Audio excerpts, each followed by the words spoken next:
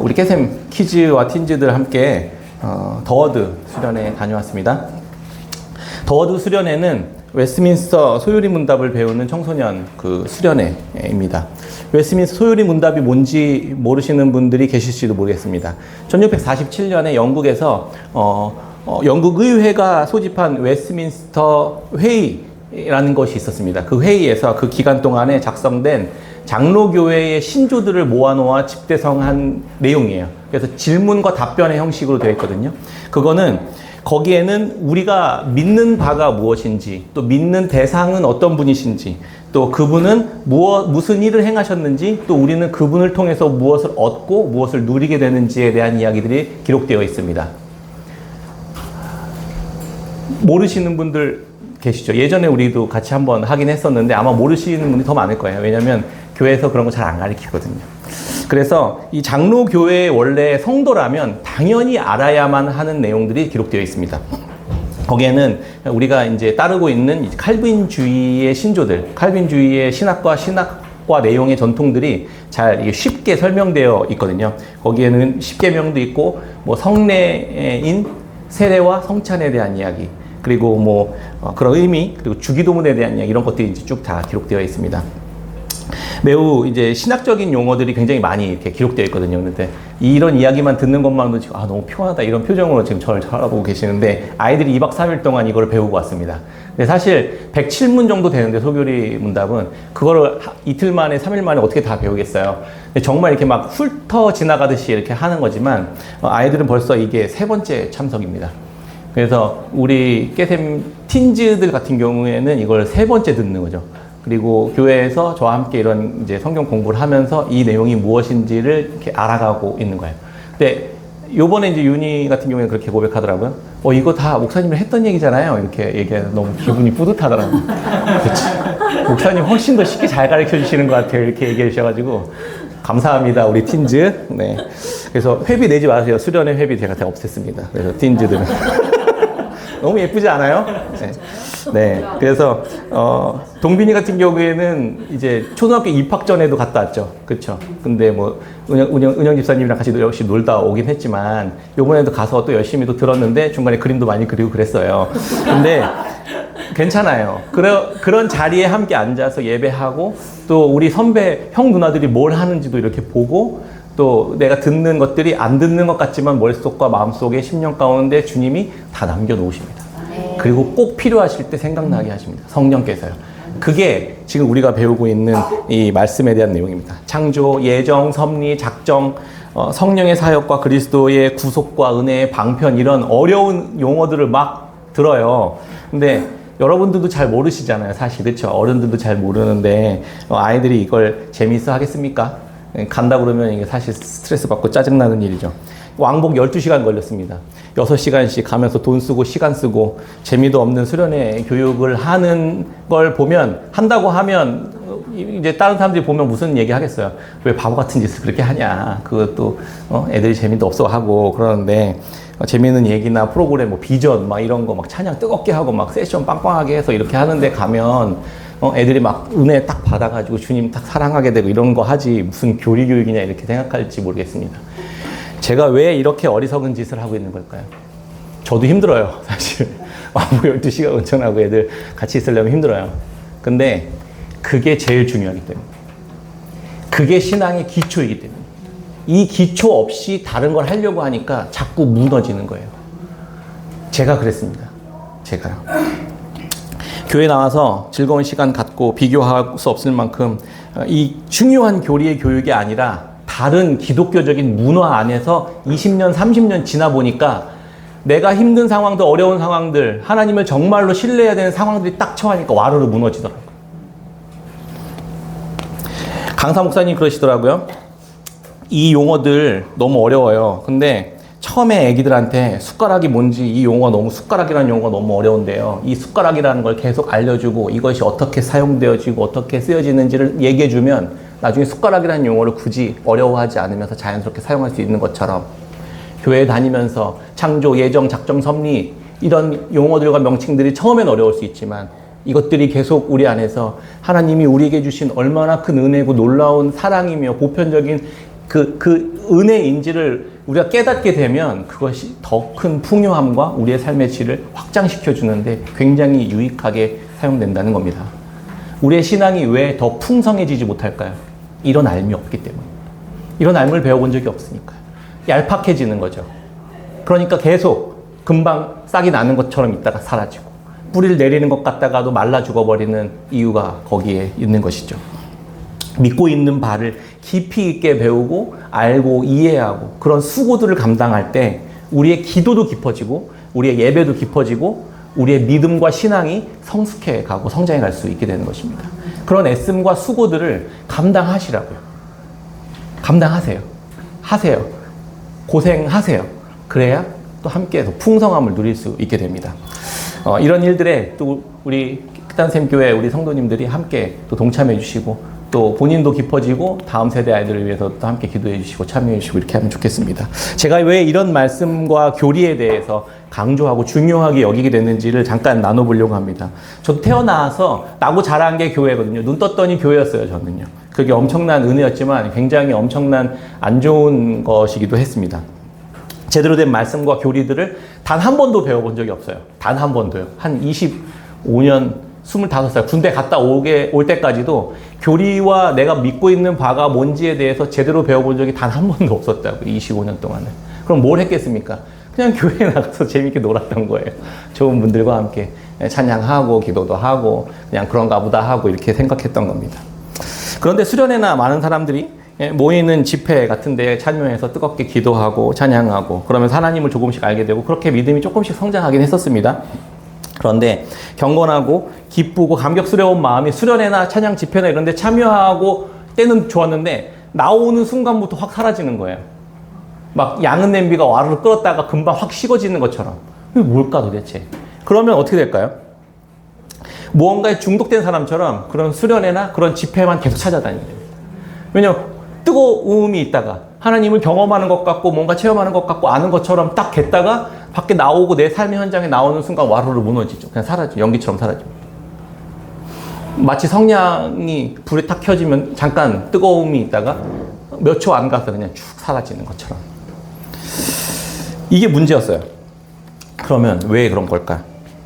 중독된 사람처럼 계속 그런 자리만 찾아다닙니다. 그러니까 그런 자리에 함께 찾아갈 사람들만 찾아다니게 되고 또 함께 그런 자리에 나가는 사람들과만 친밀해지는 것이죠. 거기에서 멈추지 않고요. 내가 어떻게 되냐면 교만해지기 시작합니다. 나는 별것도 없고 아는 것도 없고 내용도 없는데 그런 자리에 참여하는 사람이야 라는 우월의식과 만족과 이런 자랑함이 이런 은혜의 자리도 사모하지 않는 그런 사람들이 무슨 믿음이 있는 사람인가라고 생각하기 시작하더라는 겁니다. 내 마음속에서요. 나도 믿음이 없고 나도 불이 없어서 그런데 찾아다니는 주제에 다른 사람들을 정죄하고 판단하고 있더라는 겁니다. 나조차 스스로 서지 못하면. 근데 이렇게 고민했어요. 나 스스로 혼자서 뜨겁게 타고 내 신앙이 계속 이 열기들을 유지할 수 있는 방법이 도대체 뭘까? 오랫동안 고민했던 것 같아요. 신앙생활이, 믿음이, 하나님에 대한 사랑과 이 뜨거움이 어떻게 하면 계속 유지될 수 있을까? 그런 고민을 했던 것 같습니다. 그때 하나님께서는 말씀에 대해서 생각하게 하셨습니다. 그래서 저와 함께 이야기 나눠보신 분들은 이 이야기를 많이 들었을 거예요. 불과 장작의 비유예요. 불과 장작의 비유. 기도와 성령과 찬양은 불과 같아서 우리를 뜨겁게 해줍니다. 우리를 뜨겁게 해줘요. 그런데 그 뜨거움이 오래 유지될 수 있도록 하는 장작의 역할을 하는 게 바로 말씀이라는 것입니다. 말씀이 없으면 아무리 불이 와도 타지 못하는 거예요. 탈 게 없으니까요. 근데 말씀이라는 장작이 내 안에 가득하다는, 그러면 그렇게 불을 얻으면 내 안에서 그 불이 오랫동안 유지되고 탈 수 있도록 내 주변의 온기를 따뜻하게 데펴줄 수 있도록 하는 장작의 역할들을 하면서 그 말씀이 오랫동안 내 안에 타면서 하나님의 임재와 하나님의 사랑과 그 은혜가 계속해서 함께 유지될 수 있게 된다는 것을 깨닫게 되었습니다. 그럼 먼저 그래서 내 속에 이 말씀이신 그리스도, 말씀이신 이 하나님의 말씀이 내 안에 계속 묵상되고 살아있을 때 하나님은 우리를 뜨겁게 해주신다는 겁니다. 말씀을 묵상하고 말씀을 배우고 그래서 말씀을 깊이 알아가는 것이 너무나도 중요하다는 겁니다. 그렇게 태워지면서 내 삶이 뜨겁게 유지되는데 이 말씀이 없으니 타질 않는 거죠. 그래서 먼저는 내 개개인마다, 우리 여러분 한 사람 한 사람마다 그래서 말씀 묵상을 해야 합니다. 이 말씀이 내 안에 계속해서 남아 있어야 합니다라고 계속 강조했었던 이유가 바로 그것입니다. 말씀은 그래서 그런데 곧 예수 그리스도시죠. 예수 그리스도가 내 안에 계속 계셔야 성령 하나님의 불이 내 안에서 예수 그리스도와 함께 타는 것이죠. 그러면서 뜨거움과 내 삶을 살아낼 수 있는 힘과 능력을 얻게 되는 것입니다. 그리고 또 동일하게 아까도 얘기했지만 어려움이 상황이 올 때, 힘든 상황이 올 때, 도무지 내 신앙과 믿음으로 이해되지 않는 상황이 왔을 때 그것을 믿음으로 인내할 수 있는 힘과 능력이 거기에서 나오게 된다는 것입니다. 하나님은 신뢰하실 만한 분이십니다. 하나님은 믿으신 분이시다. 뭐 이런 용어들이 있는데요. 신뢰할 만한 분입니다. 그것을 알고 있으면 믿음으로 인내할 수 있는 힘과 능력이 생기게 되는 것입니다. 이 상태에서 기도, 찬양, 예배, 설교 이런 것들 자체는 불은 아니에요. 사실 그것 자체가 불은 아니죠. 근데 그것들이 성령 하나님, 이 불이신 성령 하나님과 만나서 불이 붙는 것이죠. 이 말씀에 성령 하나님이 만나서 불이 붙는 겁니다. 그러면서 기도가 뜨거워지는 것이죠. 그러면서 찬양이 뜨거워지는 것이죠.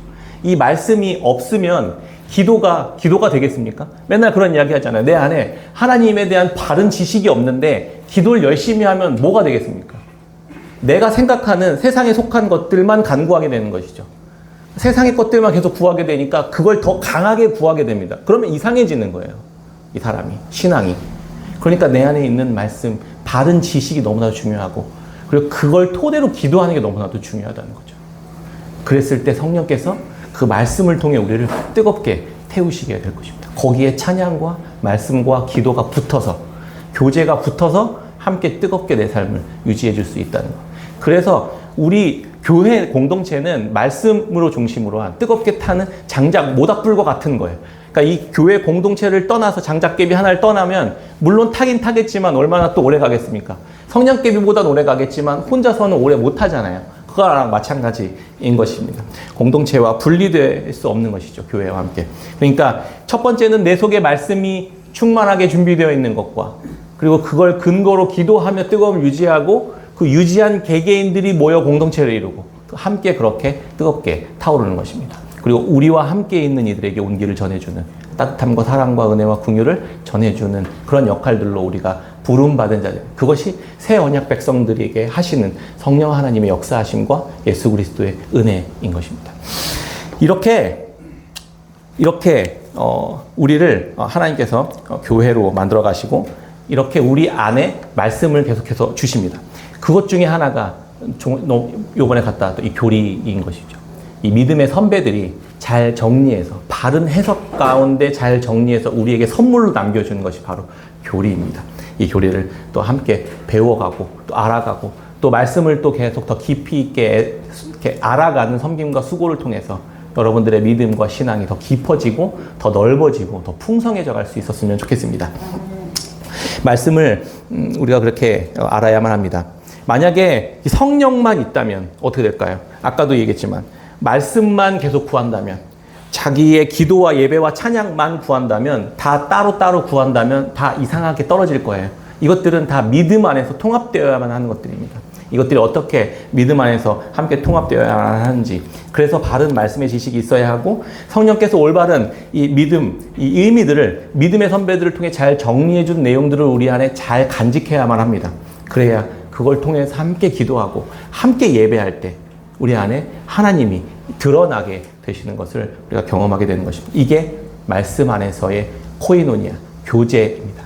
이 교제를 통해 우리 안에 하나님이 얼마나 큰 은혜를 베푸셨는지가 막 함께 알아가지고 함께 기뻐해가고 함께 그것을 권면해가고 그러면서 뜨겁게 타오르게 되는 것이죠. 우리가 이런 깨끗한 샘 교회만큼은 이런 교회였으면 좋겠습니다. 이렇게 성령 하나님께서 말씀 안에서 역사하시며 우리를 뜨겁게 해가시는 그러한 것을 경험했으면 좋겠습니다. 이번에 제가 안식월 이후에 그 하나님께서 저에게 주셨다는 그 단어, 키워드가 딱 3가지였다고 했잖아요. 기도, 그리고 성령, 그리고 그 순결함, 수도원 영성, 거룩함이죠.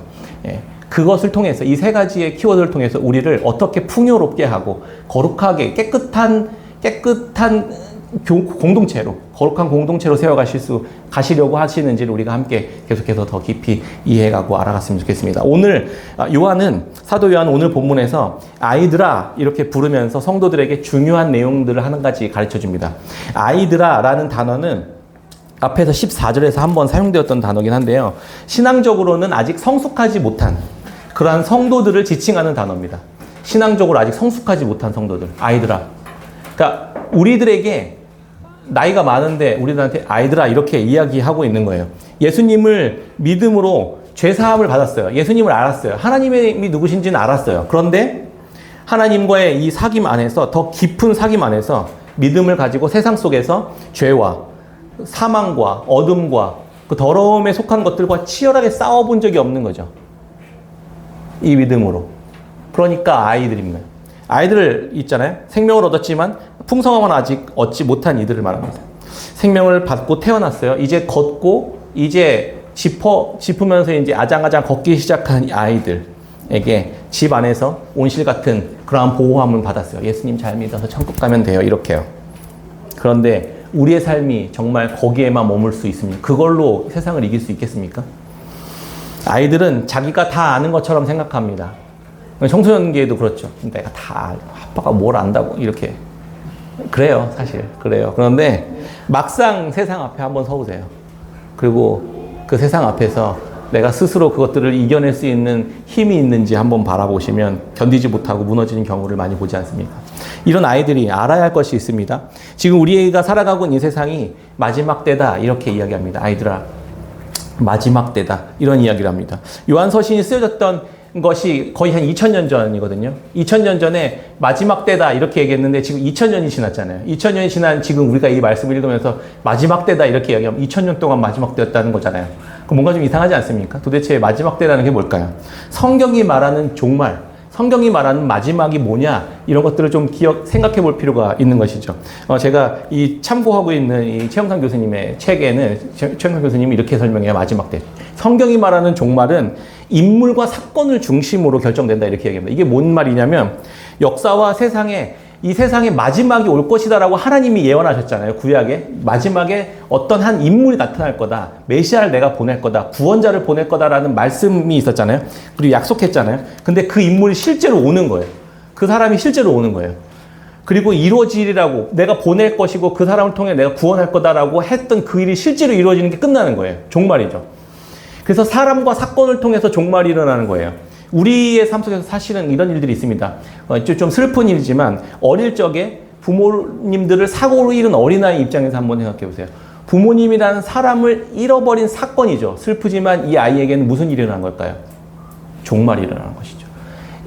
부모님을 잃기 이전의 삶과 이후의 삶이 어떨까요? 완전히 달라지는 것이죠. 종말은 그렇게 일어나는 거라는 거예요. 예수님께서 오신 사건 이전과 이후로 나뉘는 게 종말이에요. 그러니까 하나님께서 예수님을 보내시겠다 약속하셨던 그 약속이 실제로 예수님이 오셔서 일어나면 그때 종말이 일어났다는 거예요. 그래서 하나님의 나라가 이미 임했다 이런 얘기를 하는 것이죠. 예수 그리스도를 통해 하나님의 나라가 임한 겁니다. 그게 종말이에요. 그런데 왜 2000년이 지났는데 안 끝나죠? 십자가에 죽으시고 우리의 죄와 사망을 다 이기시고 부활하셔서 우리에게 생명을 다시 주시고 승천하셨잖아요. 그리고 다시 말씀하셨죠. 뭐라고 말씀하셨죠? 내가 다시 올 거야. 그러면 이 인물과 사건이 다시 오시는 그때가 완벽히 끝나는 종말이에요. 그러니까 이미 그러나 아직 일어나지 않은 사건 사이에 우리가 살아가고 있는 거예요. 2000년이 아니라 2만 년이 지나도 이 사건, 이 사람이 다시 오시는 이 약속된 인물이 다시 오시는 마지막 사건이 일어나야지만 진짜 종말이 일어난다는 거죠. 이 사이에 우리는 살아가고 있는 겁니다. 지금 2000년 정도 지난 것이죠. 이 사건이 일어나는 그 순간이 정말 마지막 종말이 되는 것이죠. 완벽히 일어나는 그 순간, 완전히 종말이 일어나는 그 순간까지 우리는 믿음으로 우리에게 주신 이미 일어난 그 하나님의 나라 안에 참여해 살아가는 삶으로 살아가는 것입니다. 믿음으로 이미 오신 그분의 이야기들이 이미 성취됐다는 사실을 믿음으로 주님이 다시 오신 그날 성취하신 그날 때까지 우리가 믿음으로 살아가게 되는 것입니다. 이때 활개치는 게 바로 적그리스도다 이렇게 이야기하는 겁니다. 자, 적그리스도는 이미 예수님께서 이루신 죄와 사망, 그 십자가로 이루신 죄와 사망에 대해서 하나님이 이미 완벽히 끝내셨기 때문에 이걸 바꿀 수 없다고 했잖아요. 사탄이 아무리 대단한 능력을 가진 것처럼 보여도 이미 완벽히 끝내버리신 이 죄와 사망의 문제에 대해서는 손을 댈 수가 없어요. 그러니까 할 수 있는 건 뭐라고요? 이걸 누리지 못하도록 계속 방해하는 거죠. 계속 거짓말을 뿌리고 이거는 아니라고 계속 속이고 하는 것이 적그리스도가 하는 행동입니다. 그러면 계속해서 세상과 세상에 속한 다른 것들을 다른 것들 속에서 생명을 얻고 다른 유익을 얻으라고 우리에게 계속 속이는 게 그게 적그리스도들이 하는 일이라는 겁니다. 마지막 종말의 때예요. 주님이 다시 오시기 전까지. 이런 종말의 때 그럼 우리는 어떻게 해야만 합니까? 이미 믿음으로 우리 모두는 예수 그리스도 안에 믿음으로 참여케 되었죠. 그분의 사랑 안에, 그분의 은혜 안에, 그분의 영원한 생명 안에 우리는 참여케 되었습니다. 그 예수 그리스도께 더 가까이 나아가 더 명확히 붙어 있는 것, 거하는 것이 우리가 마지막 종말의 때에 해야만 하는 것들이라고 요한서신은 이야기해주고 있는 것입니다. 예수 그리스도를 믿었다는 것은 우리 삶 속에 아까도 이야기한 것처럼 대전환이 일어나는 거거든요. 우리의 인생이 내가 예수님을 믿기 전과 믿은 이후의 삶은 완전히 뒤집어져서 전혀 다른 삶을 살아가는 것이에요. 그게 우리가 종말을 경험한 사람들이 살아가는 삶이거든요. 예수 그리스도께서 이 땅에 오셔서 이미 하나님을 떠나서 마귀의 거짓에 오염된 이 세상과 세상에 속한 것들은 이미 종말을 맞이했다라는 사실을 인지하는 겁니다. 우리가 바라보고 있는 이 세상은 하나님 예수 그리스도가 오심으로 인해 이미 심판받은 곳입니다. 그러면 그 곳에 나아가서 다시 그것들을 추구하면서 살아가는 삶은 뭐라고요? 그것과 함께 망하고 그것과 함께 심판받는 삶인 거예요. 그런 삶은. 그게 아니라 우리에게 주신 예수 그리스도라는 생명 안에 계속해서 나아가서 그분의 생명을 공급받는 것이 우리가 살아가야 할 방식이라는 겁니다. 그렇게 예수 그리스도를 믿는 그런 믿는 우리들, 그런 사람들과 함께 교회를 통해서 모든 것이 새롭게 다시 시작되어 가고 있는 겁니다. 우리 안에 있는 생명을 또 새로운 생명으로 성령 하나님께서 말씀을 통해 계속 공급하시면서 이 생명이 더 풍성해져 가는 것들을 경험하는 것. 그게 하나님이 이 땅에서 새 창조를 이루어 가시는 방식이라는 겁니다. 세상이 심판받고 멸망해 가는 것 같지만 교회 안에서 믿는 자들 안에서는 새로운 일들을 계속 지금 해해 나가고 있는 것입니다. 여러분들과 함께요.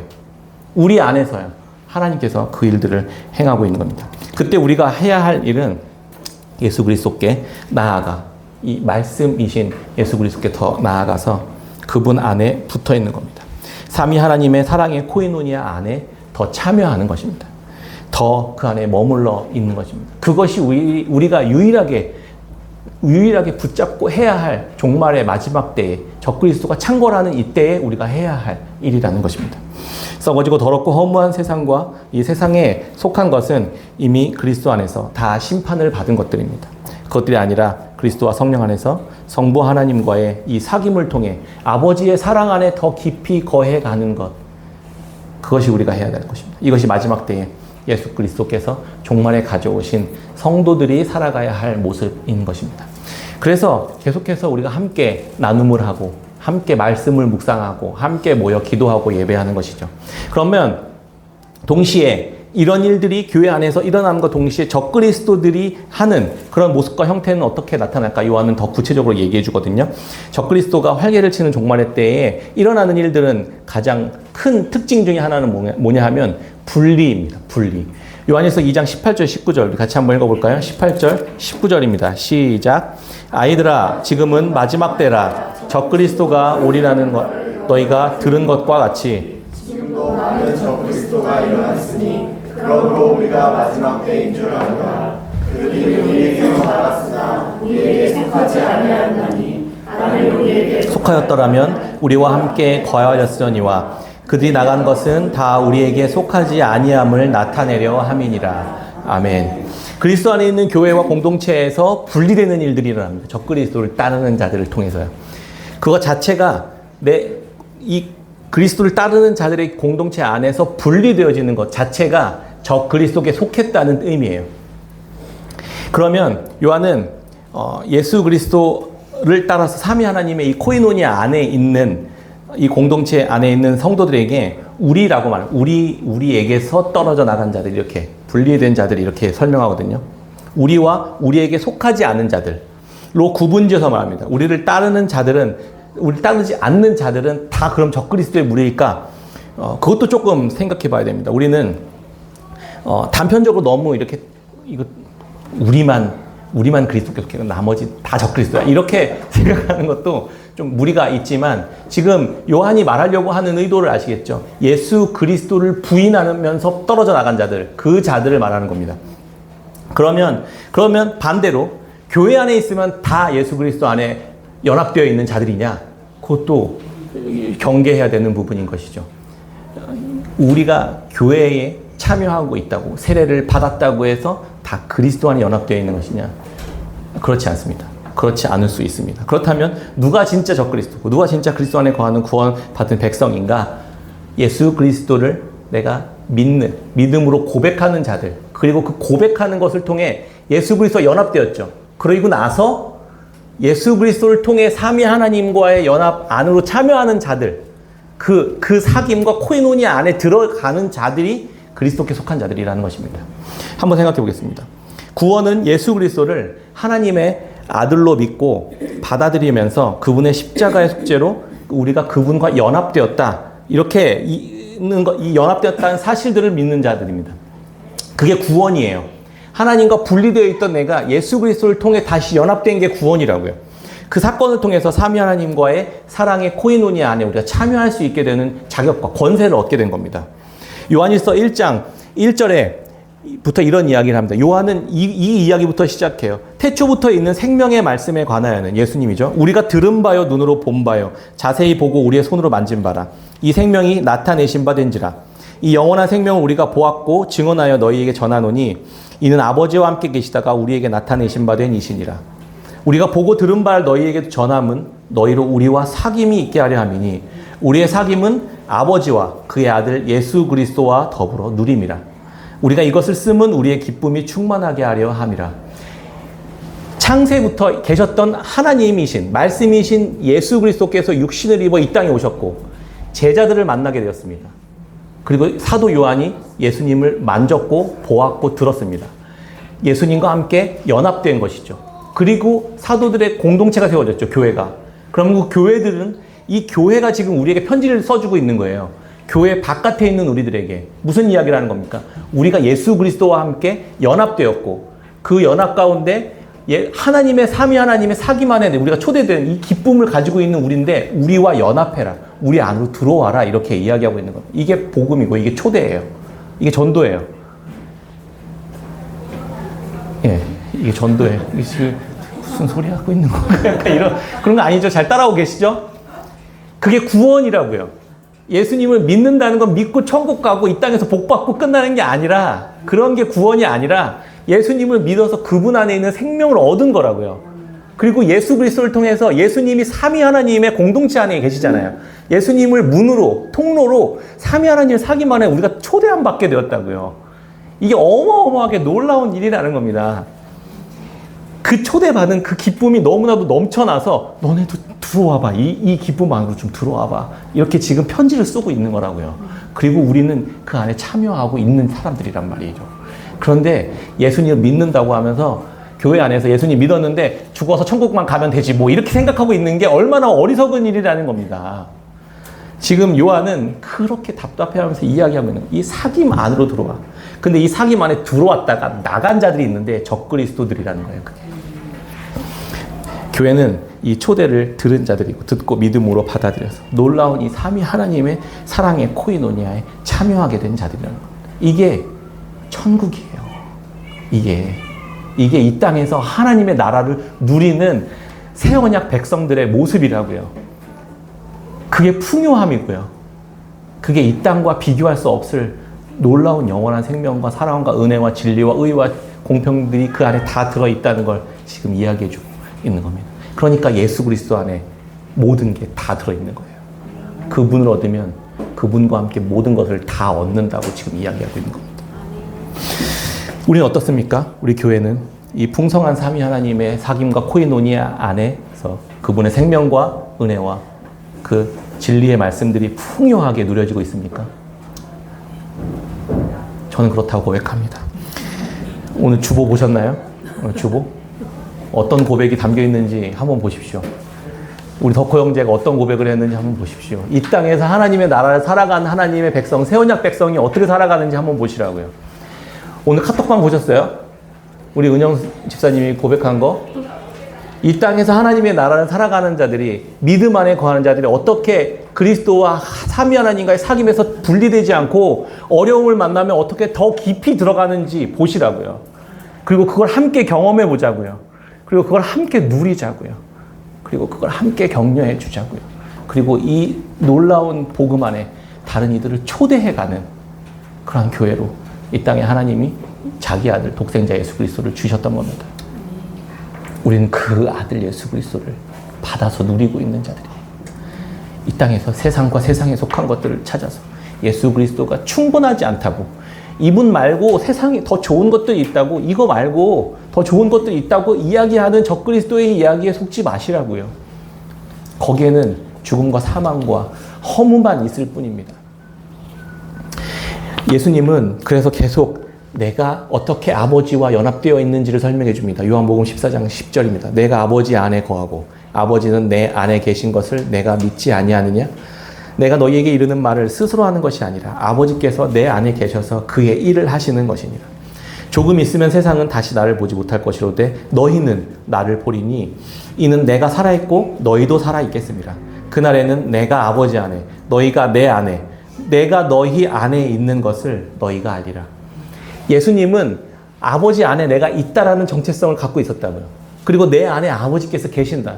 이걸 상호 내주라고 하는데요. 이런 것들을 알아야 돼요, 우리가. 왜 우리가 예수님을 얻으면 하나님과 연합할 수 있게 되는지를요. 왜냐하면 그분 안에 아버지 하나님이 계시기 때문입니다. 그리고 나서 예수님 자신을 우리에게 주시죠. 그럼 우리 안에 누가 계시는 겁니까? 예수 그리스도와 예수 그리스도 안에 계신 아버지 하나님이 우리 안에 계시는 것이죠. 그럼 우리는 내가 혼자 있는 것이 아니라 내 안에 그리스도와 그 그리스도와 함께 연합되어 계시는 아버지 하나님의 생명이 우리 안에 있다라는 것을 인지하게 되는 것이죠. 이 모습을 잘 보여주는 비유가 바로 요한복음 15장의 포도나무와 가지의 비유입니다. 요한복음 15장 5절이면 나는 포도나무요 너희는 가지라. 그가 내 안에 내가 그 안에 거하면 사람이 열매를 많이 맺나니 나를 떠나서는 너희가 아무것도 할 수 없음이라. 사람이 내 안에 거하지 아니하면 가지처럼 밖에 버려져 마르나니 사람들이 그것을 모아다가 불에 던져 사르느니라. 너희가 내 안에 거하고 내 말이 너희 안에 거하면 무엇이든지 원하는 대로 구하라. 그리하면 이루리라. 예수님은 포도나무고 우리는 가지다. 이런 얘기 굉장히 많이 하죠. 예수님의 포도나무인데 가지인 우리가 나무와 분리되어 있으면 내가 열매를 아무리 열심히 맺는다고 하더라도 맺을 수 없고 이미 그것은 죽은 목숨인 것과 같죠. 그래서 다시 나무인 예수 그리스도께 연합되어 접붙임 바 되어서 그분으로부터 오는 생명을 공급받을 때 우리는 열매 맺을 수 있게 되는 것입니다. 그렇게 우리가 존귀하게 되는 겁니다. 그분과 우리가 하나 되는 것이고 그렇게 연합되는 것입니다. 유일한 길은 우리가 살아가고 생명을 얻고 더 풍성히 얻게 되는 유일한 길은 생명의 근원 되신 예수 그리스도께 접붙임 바 되는 방법밖에 없어요. 그분 안에 붙어 있는 것입니다. 적그리스도를 따르는 자들은 그래서 이 코이노니아를 자꾸 파괴하는 것이죠. 여기에 참여하지 못하도록 하는 겁니다. 그 풍성함을 누리지 못하도록 자꾸 그 분리시켜 버리려고 하는 것이 적그리스도를 따르는 자들의 특징입니다. 그리고 한 가지 더 우리가 고민해야 될 것들이 있습니다. 입으로는 시인하지만 결정적으로는 최종적인 순간에는 거부해 버리는 것. 이게 굉장히 많이 있습니다. 딱 예수님 믿죠. 근데 그분을 통해서 사귐을 갖고 그분을 통해 말씀을 더 깊이 알아가기보다는 입으로는 고백하지만 돌아서선 다른 걸 계속 추구하고 있는 거죠. 열심히. 저는 이게 또 다른 적그리스도에게 속아 넘어가는 다른 모습과 형태들이라고 생각합니다. 굉장히 경계해야 할 모습입니다. 예수 그리스도께 더 깊이 연합하십시오. 그분의 말씀 가운데 더 깊이 나아가고 그분이 우리에게 베푸신 이야기들과 내용들이 무엇인지 더 넓게 알아갈 때 우리는 더 깊어질 수 있게 되는 것입니다. 그러나 아무리 적그리스도가 우리를 유혹해도 우리는 예수 그리스도를 부인할 수 없는 자들입니다. 그분 안에 이미 연합되어 있는 자들이기 때문입니다. 이 사실을 믿으시기 바랍니다. 이게 복음이에요. 내가 애써 외면한다 하더라도 그분이 우리를 포기하지 않으시면 우리는 그분과 연합 가운데서 끊어질 수 없게 되는 것입니다. 그게 복음이에요. 그게 우리의 능력과 우리의 힘으로 얻을 수 없는 복음입니다. 바로 여러분들 영원전부터 택하심을 입은 교회는 아무리 적그리스도들이 유혹한다 하더라도 우리를 그리스도와 그분의 사랑에서 끊을 수 없는 것입니다. 종교개혁을 통해서 로마 카톨릭 교회가 나왔잖아요. 로마 카톨릭 교회에서 개혁교회가 나왔잖아요. 우리 교회들이. 근데 카톨릭 교회 입장에서는 우리가 분리되어 나온 자들 아닙니까? 그렇게 생각할 수 있죠. 그들이 먼저 있었고 우리가 나왔으니까요. 그럼 우리가 분리되고 우리가 분열된 자들인가요? 그렇지 않습니다. 지금 요한의 이야기를 통해서는 검증할 수 있는 딱 한 가지 방법이 있는데 그들 안에 삼위 하나님의 코이노니아가 있느냐 이것입니다. 우리 안에 코이노니아가 있습니까? 그럼 그들 안에 코이노니아가 없습니까? 그럼 누가 분리된 겁니까? 애초부터 우리가 원류였다는 겁니다. 하나님과 예수 그리스도와 그분의 사귐, 그분을 통한 삼위 하나님의 사랑의 코이노니아 안에 거하고 있다면 그 공동체가 그들이 원래 하나님 택하신 백성들이라는 겁니다. 그걸 잃어버리면 떨어져 나간 자들이에요. 그걸 잃어버리지 않으셨으면 좋겠습니다. 말씀을 맺겠습니다. 오늘 제가 막 엄청 많이 준비해가지고요. 지금 다 패스하고요. 네. 주님이 충분히 은혜를 주시리라고 우리에게 말씀해 주시리라고 믿습니다. 예수 그리스도께서는 이 땅에 오셔서 자기가 어떤 자인지 어떤 메시아로 구약에 예언된 메시아로서 오셨는지를 누가복음 4장에 이렇게 이야기합니다. 주의 성령이 내게 임하셨으니 이는 가난한 자에게 기름을 부으시고 복음을 전하게 하시려고 내게 기름을 부으시고 나를 보내사 포로된 자에게 자유를 눈먼 자에게 다시 보게 함을 전파하며 눌린 자를 자유롭게 하고 주의 은혜의 해를 전파하게 하려 하심이라. 내가 이 땅에 온 이유는 포로된 자를 자유롭게 하고 눈먼 자에게 다시 보게 하고 눌린 자를 자유롭게 하기 위해 내가 이 땅에 왔다 이렇게 이야기하는 거예요. 어떻게 포로된 자를 자유롭게 했습니까? 예수님은 사망과 죽음의 권세자 노릇하고 있는 사탄과 마귀로부터 그 권세 아래로부터 포로 잡혀 있었던 우리들을 건져내 주셨습니다. 생명을 그렇게 우리에게 자유케 하셨습니다. 눈먼 자는요, 눈앞에 생명과 의와 진리와 이 영원한 하나님께서 베푸신 예수 그리스도를 통해 베푸신 찬란한 나라가 펼쳐져 있지만 장님이면 그게 어떻게 되죠? 있는지도 모르고 볼 수도 없고 누릴 수도 없는 거예요. 그래서 우리의 영안을 열어서 이미 베풀어 놓으신 풍성한 복음을 볼 수 있게 하셨다는 겁니다.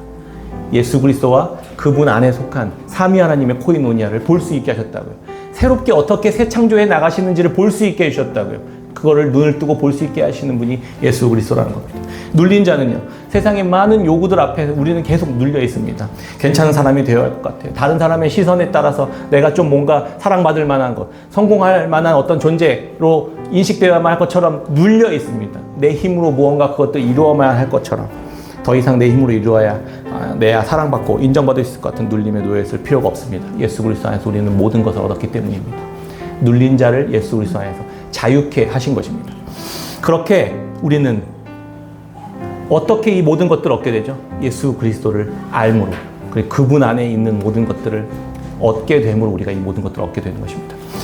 말씀 맺습니다. 요한일서 2장 24절부터 27절까지요. 4절 속에 똑같은 단어들이 6번 반복되는 단어가 있습니다. 그게 뭐냐면 거함입니다. 거함. 얼마나 중요한지 이게 이 4절 속에 6번이나 반복되는 단어로 나와요. 거하라, 거하라, 거하라. 어디에 거하라고요? 예수 그리스도께 거하십시오. 그분의 말씀 안에 거하십시오. 계속 그 말씀 안에 거하기를 피땀 흘려 수고하고 씨름하십시오. 그리고 그 안에 있는 그 풍요한 것들을 누리십시오. 그리고 그것들 함께 우리 안에서 누려지는 것들이 삶을 통해 드러나게 되고 그것을 통해 많은 이들을 뜨겁게 하고 따뜻하게 하고 우리의 삶이 그리스도 안에서 뜨거운 삶으로 타오르는 삶으로 이 땅에 속한 것들이 아니라 하나님께 속한 것으로만 기쁨을 누리며 살아가는 그러한 모습으로 드러나는 그러한 교회, 그러한 공동체, 그러한 저와 여러분들, 그러한 여러분들의 삶이 되었으면 좋겠습니다. 그렇게 살아가는 저와 여러분들 그 복된 삶이 되시기를 주의 이름으로 축원합니다. 아멘.